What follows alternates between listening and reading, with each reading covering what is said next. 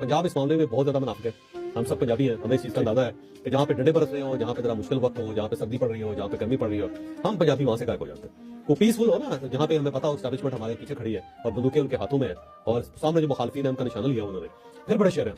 लेकिन अगर हमें पता चल जाए कि एस्टैब्लिशमेंट हमारे साथ नहीं है और इस बार डंडा डोली हो जाएंगे हम और ठीक ठाक किस्म के डंडे पड़ जाएंगे, तो फिर चले यार आखिरकार कोई पंजाब से कोई गैरतमंद बंदा जो कि मशहूर बंदा हो और टीवी चैनल्स पर आके या किसी भी प्रोग्राम में आकर ये बात कर रहा है कि वो इस चीज़ को एक्सेप्ट कर रहा है। पठानों के बारे में बहुत बड़ी बात उसने कर दी है कि पठान कौम एक गैरतमंद कौम है और जो पंजाबी कौम है इसी तरह बुजदिलों की तरह अपने घरों में डट के बैठी रहेगी।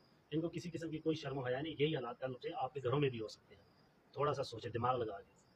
तो पख्तनों दा ډېر زبردسته خبره ده وکړه. موږ ټول پچای ورګران یا څوک هم چې تاسو پرون راوتي، تاسو ټولو ته ډېر زیات مرکي ده ټول مستحق یي. تاسو د ظلم جبر په مخالف ودرېږئ.